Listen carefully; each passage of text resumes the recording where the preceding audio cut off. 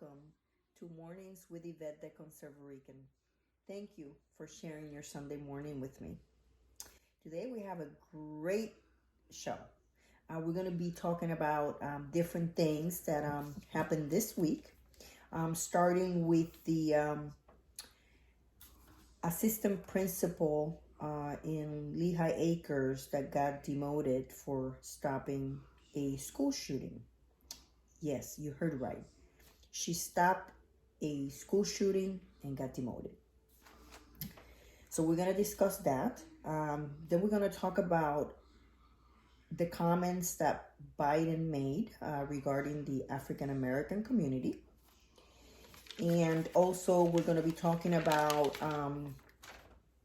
the event that we had on Saturday, which in where we had boats from Naples and Marco Island do a parade. It's called the Trump Flotilla, and we had over 300 boats. And one of the Republican clubs, actually the South Collier Republican Club, their president, she had a fundraiser, and the event will donate the funds to Al's Pals, which is a food pantry that's in the area here that serves the Naples and the Marco Island area. And it's a mobile food pantry, which my good friend Allison Richards is part of, and a whole bunch of other volunteers. It's a great pantry, and they help a lot of people. I do volunteer there sometimes, translating to the Hispanic community, but I've seen the need actually grow about 300% that what they usually serve in normal times. And as we all know, these are not normal times. So we're going to talk about that, and then we're going to talk about the holiday coming up tomorrow, Memorial Day, and what is the meaning of the day. So let's start with Vivian Gutierrez. Let me make it clear, I don't know Vivian Gutierrez personally. I met her daughter Haley on Tuesday when we all went to the Lee County School Board meeting to have a rally in support of Vivian Gutierrez, who is Haley's mom. I met Haley through Facebook. And one of my good friends, Adela Mico, who is the president of the Estero Republican Club, had posted a message on Facebook, and it caught my attention. So I read the message, and I did a little bit of research and thought that I needed to get involved, not only as the chairwoman of the Republican National Hispanic Assembly of Collier and Lee County, but also because I am a mother and my kids go to school. So to tell you a little bit more about the case, back in December, Vivian Gutierrez, which was the assistant principal at Harns Marsh Middle School, which is located in Lehigh Acres, prevented a tragedy. I guess a 12-year-old brought a gun to school, had it in his backpack, and at the time, it was reported to Vivian that it was a BB gun. So Vivian went into the classroom. Oh, by the way, a couple students had told the teacher already that there was another student that had told them that he was going to shoot at them, and the teacher didn't do anything, and nothing has happened to that teacher. He's still teaching. So anyway, so when they reported that to Vivian that there was a BB gun in one of the kids' backpacks, she went into the classroom, took the kid out, brought him into the office, and thinking, of course, that it was a BB gun. And then later we found out that it wasn't. It was actually a real gun. So nobody died. She safely took the kid out of the classroom. She took the backpack away after she discovered what was thought to be a BB gun in the backpack. That later found out it was a true gun. She reported it to the school resource officer and to other people in the administration. Well, guess what? Vivian Gutierrez got demoted. And the reason they're giving for her demotion is that she didn't follow school procedure, which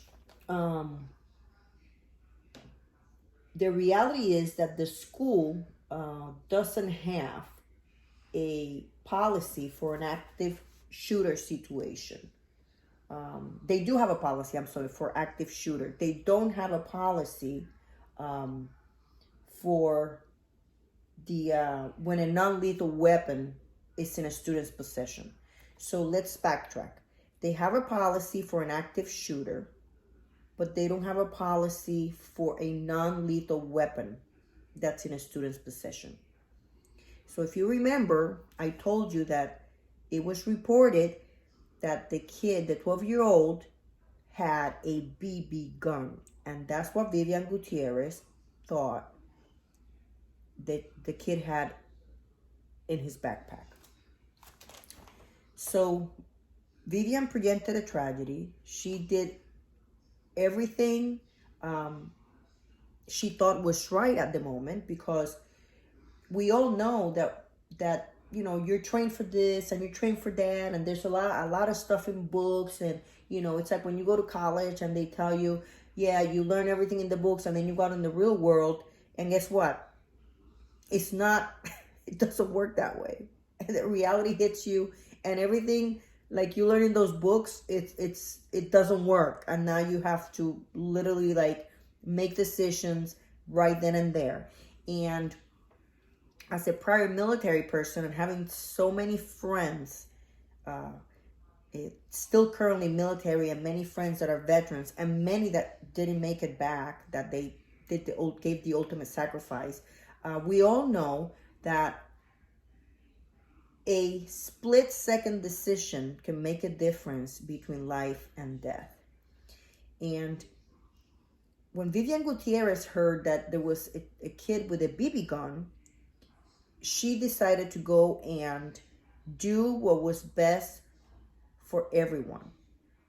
And in my eyes, she literally like risked her life. She went above and beyond. And now she got demoted. So I don't understand. The reasons they give for her demotion don't make any sense. They don't make any sense.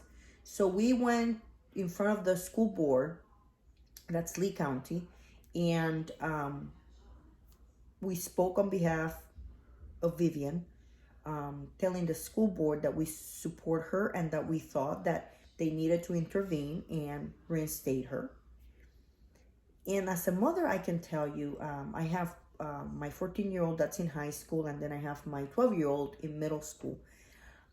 As a mom, when my children go to school, I can only pray and hope that they're safe.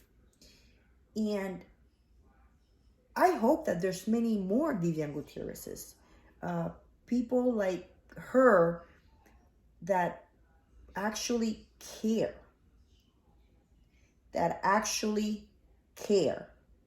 for our children, that her dedication and her love for her position on our children go beyond herself, that she's willing to risk her own life to protect the life of our children. And to me, we should all be outraged that this is happening. And this is happening here in the United States of America, actually in the Lee County District. So if there are any elected officials listening to me or watching me, I invite you to take time and do your research and listen to Vivian Gutierrez's story, because somebody needs to intervene in here. Somebody needs to intervene. We cannot allow this injustice. We can't. Today is Vivian Gutierrez. Tomorrow it could be any of us going through this. So I hope if our elected officials are listening, or those candidates are thinking of running for office, especially in my district, District 19, which I know there's, I don't know, I think last time I counted was about 12. I invite you to do a little research and see how you can help Vivian Gutierrez, because this is a real injustice going on. So, Vivian, if you're watching or listening to me, Haley, if you're listening and watching, your mom and your family should be very proud of you. You're a brave young girl, and I can honestly say that we will not give up, and we will continue our fight until Vivian is reinstated. And to me, I think the district owes her an apology. That's just my opinion. But she needs to be reinstated, and somebody needs to apologize. By the way, if you go to my Facebook page, I think I posted where you can actually sign the petition. So I hope you join our cause and you help us fight the injustice, because we need to fight injustice. We cannot allow this to happen. She prevented a tragedy, and now she got punished for it. So we will not give up on this. We will continue. And the Republican National Hispanic Assembly of Collier and Lee County, and actually the Republican National Hispanic Assembly of Florida, will continue to fight for Vivian Gutierrez, and will continue to fight for every American in this country. So now let's move on to Biden and the comments he made to a African-American radio host. I mean, this guy, first of all, this is not even about politics anymore. I mean, in my opinion, I mean, when you hear the man and you see the man, there's definitely something wrong. There's something wrong. There's the guy, there's a condition there. I don't know, Alzheimer's, dementia, I don't know. I'm not a doctor, but you can see it. And, you know, you see him and then his wife next to him. And most of the time she does most of the talking, because he forgets and he can't remember half the stuff, or kind of like says stuff that he shouldn't be saying, and then she intervenes. And that tells me there's definitely something wrong. So I do feel sorry for him. But it's what amazes me is how can a wife and how can his family allow for this to be going on? Is power, money, and greed that important that you're willing to embarrass a family member? I mean, I don't understand it. I mean, it's really like, I don't know. Really, it would take someone with no soul, and I think that's what's missing with most of our elected officials, especially the ones from the Democratic Party. I'm not talking about that. I'm not saying Republicans are perfect. Don't get me wrong, because there's a lot of bad Republicans out there too. But you know, the Democrats lately, it's like they lost their soul. I mean, they literally, like, I think sold their soul to the devil. I just don't know how else to explain it, but it's really sad. It's really sad. And the comment Biden made was, this is what he says: well, I'll tell you what, if you have a problem figuring out whether your for me or Trump, then you ain't black. Who the hell are you, Joe Biden, to make a comment like that? First of all, you shouldn't even be commenting about anything that has to do with African Americans, or for that matter, with any minority community, because you haven't been in the situations that we have been. Okay? So don't even go there. And just to go further, you have kept your party and you, as Vice President of the United States, have kept those minority communities in the shitholes. Yes, I said it. In the shitholes. Okay? We deserve a chance to prosper, just like any other American. And this is what this president has given us, the opportunity to rise up to the occasion and be whoever we want to be. Because what the Democratic Party has done with minorities is they have kept us poor. And guess what? We are tired and we're fed up because you don't care about us. To you and your party, we're just numbers. Your policies don't help us. So don't even go there. Because first of all, you ain't black. So you can't say nothing about blacks. And I'm going to leave it there because I'm going to get all upset. And it's a beautiful Sunday morning and I really don't want it to ruin it. But that's the case there. I mean, they are so out of touch with the reality of the minority communities and forget that for years they have kept us poor.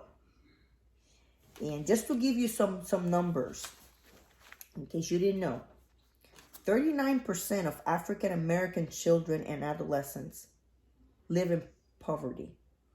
And 33% of Latino children and adolescents live in poverty. So why is that? Well, according to some studies and research that they've done, when it comes to the Latino community, they say that the Latinos, the two facts that are the ones that actually cause for the poverty levels to be so high are low education and low earning jobs. When it comes to African Americans, there's a few more reasons that they say it's what's keeping them poor. And it is inequality in education, discrimination in the workplace, ineffective parenting, and high incarceration rates. The Democratic Party has left the minority communities behind. The Democratic Party is not the party that it used to be many years ago. I mean, even Ronald Reagan, when he was a Democrat and later became a Republican, it was because he saw how far left the party was going.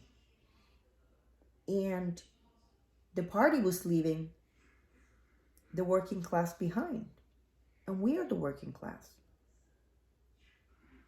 And right now, the Democrats don't represent us. The Democrats don't help minority communities. So it is time that we wake up to the reality and see the truth for what it is. We should have the same opportunities as anybody else. It doesn't matter what race or what party we belong to. We're all Americans. And we should all have equal opportunity. What we do with those opportunities, then that's up to us. But everybody should have equal opportunity. That's what this country is about. Equal opportunity. We're not all the same, and we're never going to be equal. Because we don't all want the same things. And happiness to you might not be what happiness is to me. Maybe I like living in a large house. Maybe you like living in a small house. Maybe I like steak. Maybe you like chicken. You know, we're all different. We're created equal, but we're not equal because we're all different. And what this country offers, it's equal opportunity. And right now, that's what our president is trying to do. Give everybody the equal opportunity so we can rise up and be whatever we want to be. His policies are getting us out of poverty. So we need to stop being so politically correct. And we need to give credit where credit is due. And we have to say, yeah, the president is not perfect. And there's many times that he probably says things, you know, the wrong way or whatever. But the bottom line is, at the end of the day, these policies are what matters. So in November, when you go out to vote, just think of what's best for your family. What are the policies that are going to help you and your family prosper and have a better quality of life? Think of that, and I know if you think of that and you vote your values, you will make the right choice.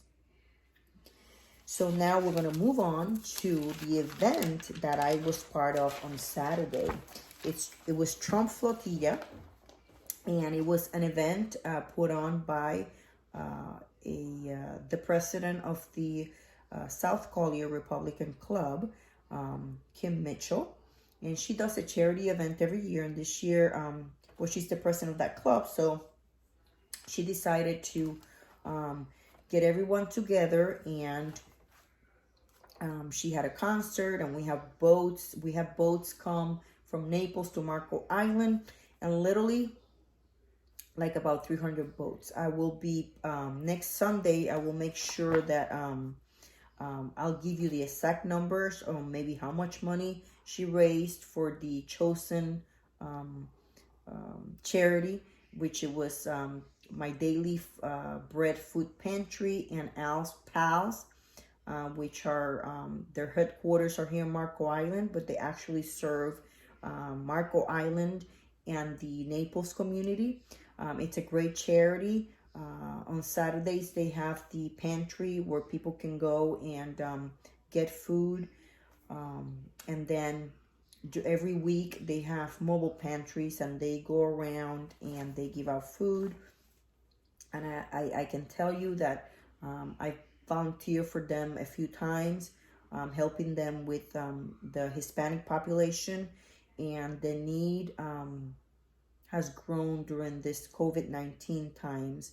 And I think they're probably up 300% of serving people. And it's a great charity. So I am so glad that that we were able to help them and help them get some funds so they can continue serving the community. And they're volunteers. I mean, these people do not get paid for this. They're all volunteers. And my heart goes out to all of them because they do a great job. And they help the community in many ways. So thank you so much to My Daily Bread Food Pantry. Thank you to Al's Pals. Thank you to Kim Mitchell from the president of the South Collier Republican Club for putting this event together. Thank you for inviting all your members and giving us the opportunity to contribute. So it was a great event, and I'm sure I'll tell you more about it next Sunday. Lastly, I want to say and remind everyone, tomorrow we will be celebrating Memorial Day. And I wanted to remind everyone the meaning of Memorial Day, because most people forget. Most people think, oh, a long weekend, and everyone goes to the beach and enjoys the day. But this is a day when we remember and honor the men and women who gave the ultimate sacrifice And we need to remember them and honor them, because thanks to them, we're able to enjoy our freedoms. And that is extremely important. On Monday, take a few minutes of your holiday and say a prayer for all those that gave the ultimate sacrifice for this country and for the freedoms that we enjoy today. Thank you for sharing your Sunday morning with me. And remember, always stay true to yourself and never give up on your dreams, even when nobody else believes in them but you. Thank you so much for watching and listening, and I will see you next Sunday. God bless you, and God bless the United States of America.